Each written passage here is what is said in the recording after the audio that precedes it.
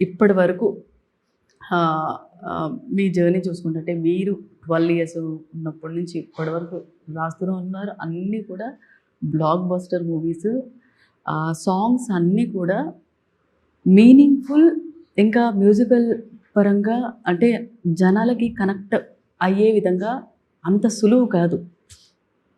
కానీ మీ దాంట్లో అది వర్కౌట్ అయింది. ఇంకోటి పెద్ది మూవీలో సాంగ్ రై రై రారా మోగిపోతోంది.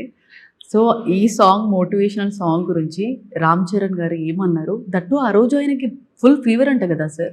ఆ పాట చేసినప్పుడు ఫుల్ ఫీవర్ అయినా ఓకే, ఆయన దర్శకుడి కష్టాన్ని, రచయిత కష్టాన్ని, మొత్తం నిర్మాత కష్టాన్ని, బృందం అంత కష్టాన్ని దృష్టిలో పెట్టుకుని నా ఒక్కడి జ్వరం వల్ల ఇది వాయిదా పడకూడదు, నేను కాసేపు ఆ పంటి బిగువున ఆ బాధని అణచిపెట్టుకుంటే ఇంత బడ్జెట్ వేస్ట్ అవ్వకుండా ఈ పాట అద్భుతంగా పూర్తవుద్ది అన్న ఒక్క సంకల్పం పెట్టుకున్నారు.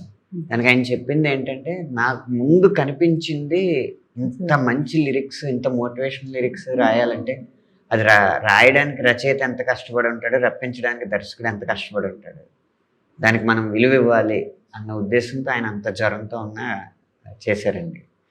అది తర్వాత విడుదలయ్యి పాట అంత గొప్ప విజయం సాధించిన తర్వాత వేరే పాట సందర్భంలో లొకేషన్కి వెళ్తే పిలిచి ఇంకా మాటలు కూడా ఏం లేవు, గట్టిగా హత్తుకుని కంగ్రాచులేషన్స్ అన్నారు. ఆ హత్తుకోవడంలో ఉన్న ఆ బిగువే తెలిసింది ఆయనకి, ఆ పాట పట్ల ఇష్టం ఎంత, ఆ పాట సాధించిన విజయం పట్ల సంతృప్తి ఎంత. ఓకే, ఇంకొకటి సాంగ్స్ అన్నీ కూడా ఒక సాంగ్ రిలీజ్ అయింది చిక్రీ చిక్రీ, అదే సెన్సేషన్ క్రియేట్ చేసిన తర్వాత పెద్ద దీంట్లో రై రై రాయరా ఇంకో సాంగ్. అంటే బుచ్చిబాబు గారు తీసిన మూవీస్ చాలా జాగ్రత్తగా తీస్తున్నారు. సాంగ్స్ విషయంలో చాలా కేర్ఫుల్గా.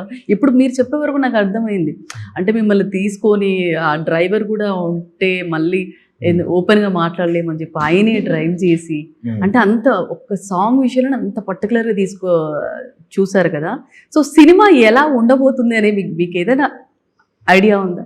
ఎలా ఉండబోతుంది? కథతో కట్టి పాడేస్తారు ఫస్ట్. విజువల్స్ అనేది రత్నవేల్ గారి మాయ, అది వేరే విషయం. పెద్ది అంటే ఏం ఎక్స్పెక్ట్ చేయొచ్చు అంటే కథ. అంటే ఏ కమర్షియల్ సినిమాలకి ఇంత గొప్ప కథ సాధ్యం కాదు.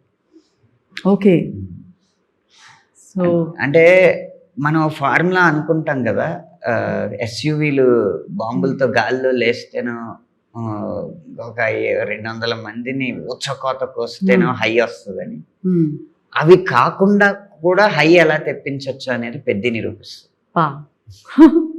ఓకే, సో అంటే మామూలుగా చెప్పచ్చు ఇది డిఫరెంట్ కదండి అని, దానికి నేను ఇచ్చే స్పష్టమైన వివరణ ఇది.